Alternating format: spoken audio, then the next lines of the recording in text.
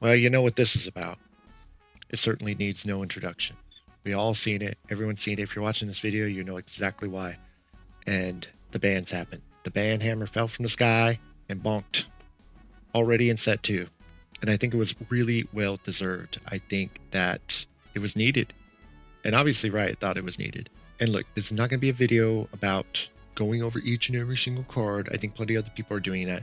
I think there's a couple of other rulings that I think were very interesting, particularly the Jax Nerf and what I thought was an Irelia nerf, and then just a couple of other things. I think the best part about these bans that affects everybody is that we're going to see something different.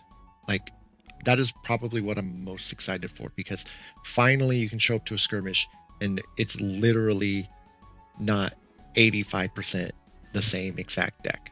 And we get that like small little grace period of newness where people will try to experiment or people will try different things. We get the option of something new just kind of like coming in out of nowhere. We get to see decks that were almost there, but they were so outclassed by the number one deck that it would get pushed down, and then no one would play them. We also get to see new decks because, there's no training wheel deck. Like, I felt like Draven was a training wheel deck, and I felt like people want to win. You're going to show up to a skirmish with pricing, and you're going to want to, I understand, but if you're like me, and I think I speak for a lot of people, is that we personally invest a lot of our personalities into the decks that we choose to play, and that's what makes a lot of it fun. There's no point in doing it if it's not fun. If it wasn't fun, I would just work. We show up to these because we like the community and we want to have fun, and I think the Draven meta was completely destroying that. And now it's giving people an opportunity to play something different. It's giving people the encouragement to maybe play the things they want to play, or at least play something that maybe they're better suited for. I know that really good players can play Miracle Draven really fast, but somebody who's not a Miracle Driven type of deck, and that's certainly not me. Like, I can't play Miracle because there's just too much going on, and I'm unga bunga. I like just smashing, and I think it's going to be really good. I think I'm looking forward to what happens next. If you don't know me, I'm Hazmatt. I got into Pokemon first set base edition as a kid, fell in love with card games, got completely obsessed for a very long time, and I just love them. I'm a gamer, I'm a bodybuilding fitness enthusiast, and I have a dog that my whole world revolves around. She's even in my lap right now because she won't leave me alone. And let's get right into it. So this is what I was kind of going to go over. I don't like doing a script, so I just like getting straight to it, so I'm just going to get straight to it. The first thing that I thought was really awesome was, you have here, this is a tweet by Team L&D RB on Twitter. Big props to Riot for admitting fault and the clear communication. Please don't harass anybody on the team.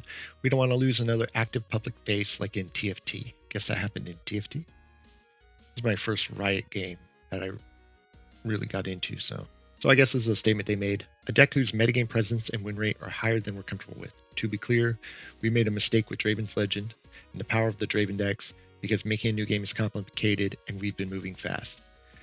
And that's awesome. I think that's great. I think even right here, W Communications, humans make mistakes. Being transparent and honest about it is so refreshing. Riftbound has been very transparent from the start, and I love that the most about them. Love that they said this. So, being taken really well. I think one of the best things about Riot is that they are so responsive to the player base, like the people who are actually playing their games and giving them money. Like, when I got back into TCGs, I got in with Gundam, and my experience, I'm pretty sure Bandai just hates their player base. Like, Bandai there are times when I was like, do you even want me playing? Like, I'm absolutely convinced they just hate the player base. They just generating, they're just hate. So coming from that to this, I was like, wow, like they listen to the player base. They respond to feedback. They want people to play. They want people to buy the cards. They want people to have fun, and they want people to enjoy the experience and have a good experience. So it's just really nice. It's just really nice. So the first thing that really popped up on my radar as I was looking at stuff is I thought there was an Irelia nerf, and I guess there's not. But right here, there's a new ruling to the core rules. So this person asked, attaching cards no longer counts as choosing an Irelia. And then the text is attaching is a limited action. Players may only attach cards when directed to by game effects. Attaching cards does not inherently choose or specify a target. However, game effects that attach cards may do so. When a card attaches to a card, its location becomes the same as the new topmost card. This is not a move. So, does equipping a gear allow Irelia to ready a unit anymore? Does not. I guess they typoed. It does not allow Irelia ready unit. Is equipping, attaching still considered choosing? Kelly responds, yes, this is unchanged. So it was an ambiguous ruling, but I guess using the function to equip is still choosing. So, and that still makes Irelia really strong. Yeah, so like in here with the new core rules update, you can no longer unattach and reattach using Jax Legend ability on a unit to gain the effect or gain an effect. This means that the interaction with Jax Legend and Aphelios is no longer legal and will not allow you to ready 2 runes, buff a unit, or channel a rune. Right here, attaching a new card to the topmost card will cause it to detach from the card to which it is currently attached. Attaching card to its current topmost card will not have any effect. If a game effect instructs player to attach a card to its current topmost card, nothing additional happens. And yes, so right here, attaching card to its current topmost card will not have any effect. That is what they are ruling. Confirmed by Kelly. Says here, Jack's flickering equipment wasn't meant to be. Kelly responds, it was a glitch and we have now fixed it. So, and it did kind of feel like a glitch. It was an exploit, and I guess it was unintended. So kind of bummer for Jax players, but I think that seems about right. So the third thing is Piltover Archive is now putting the banned tags on things. So you can see, if we go in here, yep, you can see it right here. Banned. This card is banned. 0 copies allowed in constructed decks. Effective March 31st, 2026. Draven. Banned. You can see it right here. Card is banned. I think one of the bans, Obelisk and Power, I think honestly this was a good move. I think it keeps, it manipulated the game into something else. So I think this is probably going to have the biggest impact all across the board, more so than Call Shot.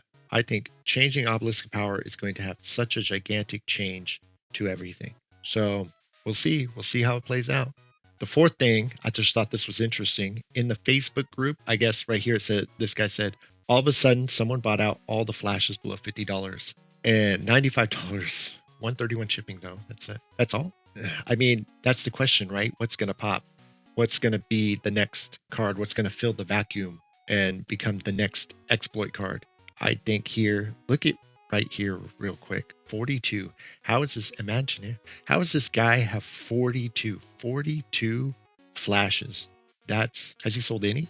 He's on an even number still. That'd be funny if he didn't. He probably hasn't. He probably just has 42 and is waiting for them to absolutely explode like stonks. This guy's got 42 flashes with $16.99 shipping. Not even free shipping.